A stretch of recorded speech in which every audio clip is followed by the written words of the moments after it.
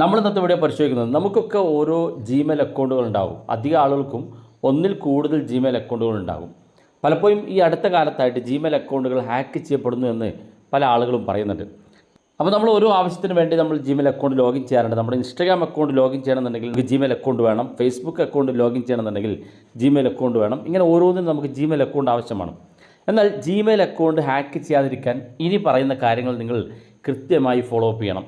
തീർച്ചയായിട്ടും നിങ്ങൾ അറിഞ്ഞു വെക്കുക, നിങ്ങളുടെ ജിമെയിൽ അക്കൗണ്ട് ഇന്നല്ലെങ്കിൽ നാളെ ഹാക്ക് ചെയ്യപ്പെടാൻ സാധ്യതയുണ്ട്. ഹാക്ക് ചെയ്യപ്പെട്ട് കഴിഞ്ഞാൽ നിങ്ങളുടെ ഡാറ്റകൾ ആ ജിമെയിൽ ഉപയോഗിച്ച് കളക്ട് ചെയ്യാനും നിങ്ങളുടെ മൊബൈൽ ഫോൺ വരെ ഹാക്ക് ചെയ്ത് നിങ്ങളുടെ ബാങ്ക് അക്കൗണ്ടിൽ നിന്ന് പണം നഷ്ടപ്പെടാൻ വരെ കാരണമാകും. തീർച്ചയായിട്ടും ഈ പറയുന്ന കാര്യങ്ങൾ ഫോളോ ചെയ്ത് നിങ്ങൾക്ക് നിങ്ങളുടെ അക്കൗണ്ട് കൂടുതൽ സെക്യൂർ ചെയ്യാൻ സാധിക്കും. ഏതൊക്കെ നോക്കാം.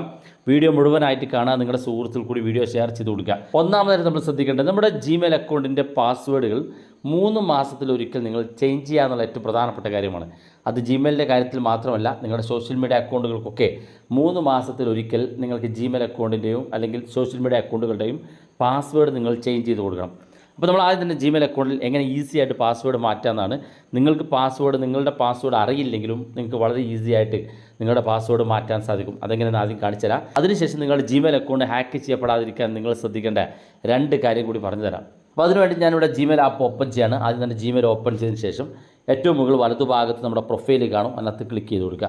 ക്ലിക്ക് ചെയ്യുമ്പോൾ നമ്മുടെ ജിമെയിൽ ഇതുപോലെ ഓപ്പൺ ആയിട്ട് വരും. ഇവിടെ താഴെ നിങ്ങളുടെ മൊബൈൽ ഫോണിനകത്ത് നിങ്ങൾ ലോഗിൻ ചെയ്തിരിക്കുന്ന ജിമെയിൽ അക്കൗണ്ടുകളൊക്കെ കാണാൻ സാധിക്കും. നിങ്ങൾക്ക് ഏതൊരു ജിമെയിൽ അക്കൗണ്ടാണോ ഇത്തരത്തിൽ നിങ്ങൾക്ക് സെക്യൂർ ചെയ്യേണ്ടതെങ്കിൽ ആ ജിമെയിൽ അക്കൗണ്ട് വേണമെങ്കിൽ ഇതുപോലെ സെലക്ട് ചെയ്ത് കൊടുക്കാം. ശേഷം ആ ഒരു ജിമെയിൽ അക്കൗണ്ടിന് നേരെ താഴെ മാനേജ് യുവർ ഗൂഗിൾ അക്കൗണ്ട് എന്ന് ഇവിടെ കാണാൻ സാധിക്കും. അതിനകത്ത് നമ്മൾ ക്ലിക്ക് ചെയ്ത് കൊടുക്കാം.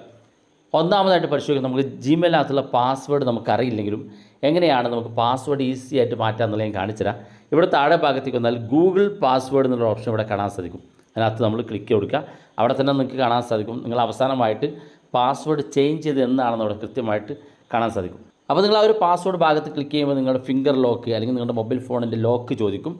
ആ ലോക്ക് കൊടുത്തതിന് ശേഷം ഇതുപോലെ ഓപ്പൺ ആയിട്ട് വരും. ഒന്നും ചെയ്യേണ്ട ആവശ്യമില്ല.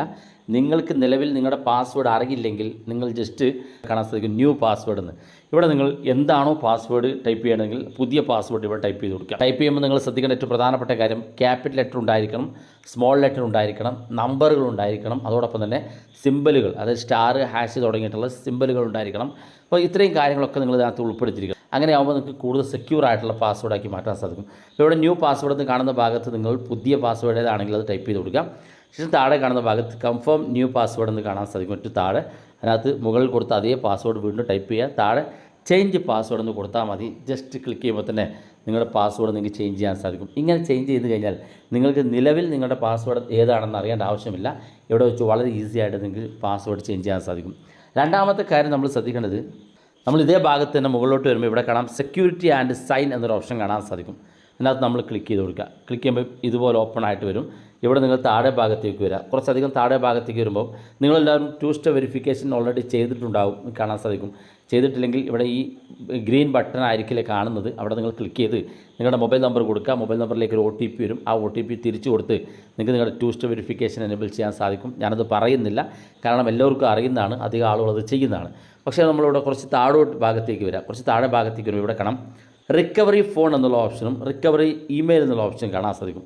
തീർച്ചയായിട്ടും ഇത് നിങ്ങൾ സെറ്റ് ചെയ്ത് കൊടുക്കണം. നിങ്ങളുടെ മൊബൈൽ ഫോണിൽ നിങ്ങളുടെ ജിമെയിൽ അക്കൗണ്ട് ഏത് സമയം ഹാക്ക് ചെയ്യപ്പെടുന്ന സമയത്ത് അത് നിങ്ങൾക്ക് തിരിച്ച് കിട്ടുന്നതിന് വേണ്ടി നിങ്ങൾക്ക് കൂടുതൽ സഹായിക്കുന്ന ഒരു ഫീച്ചറാണ് ഈ 2 ഫീച്ചർ. ഒന്ന് റിക്കവറി ഫോണെന്നും റിക്കവറി ഇമെയിൽ എന്നും. ഇവിടെ റിക്കവറി ഫോൺ എന്ന് പറഞ്ഞാൽ നിങ്ങളുടെ കയ്യിലുള്ളൊരു നമ്പർ, അപ്പോൾ നിങ്ങളിവിടെ ഈ ജിമെയിലിനകത്ത് കൊടുത്തിരിക്കുന്ന നമ്പർ ഏതെങ്കിലും ഉണ്ടെങ്കിൽ അതല്ലാത്ത മറ്റൊരു നമ്പർ ഉണ്ടെങ്കിൽ അത് ടൈപ്പ് ചെയ്ത് കൊടുക്കുക. ഇനി നിങ്ങളുടെ കയ്യിലുള്ള ഒരു നമ്പർ ഉണ്ടെങ്കിൽ ആ നമ്പർ തന്നെ ഇവിടെ നിങ്ങൾ ടൈപ്പ് ചെയ്ത് കൊടുക്കുക.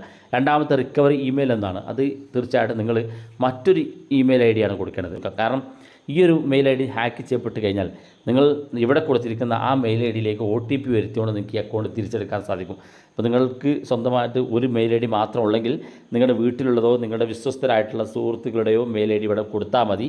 എന്നാൽ ഇവിടെ കൊടുത്തിരിക്കുന്ന ആ മെയിൽ IDയിലൂടെ നിങ്ങൾക്ക് നിങ്ങളുടെ അക്കൗണ്ട് തിരിച്ചെടുക്കാൻ സാധിക്കും. ഈ 2 കാര്യം കൂടി നിങ്ങൾ പ്രത്യേകം ശ്രദ്ധിക്കുക. ഇത്രയും കാര്യങ്ങൾ നിങ്ങൾ ശ്രദ്ധിച്ചു കഴിഞ്ഞാൽ ജിമെയിൽ അക്കൗണ്ട് ഹാക്ക് ചെയ്യുന്ന കാര്യത്തിൽ നിങ്ങൾ പേടിക്കേണ്ട. വീഡിയോ ഇഷ്ടപ്പെട്ടെങ്കിൽ നിങ്ങളുടെ സുഹൃത്തുക്കൾക്ക് മറക്കാതെ ഷെയർ ചെയ്ത് കൊടുക്കുക. ഇതുപോലുള്ള വ്യത്യസ്തമായ അറിവുകളുമായി നമുക്ക് അടുത്ത വീഡിയോയിൽ കാണാം.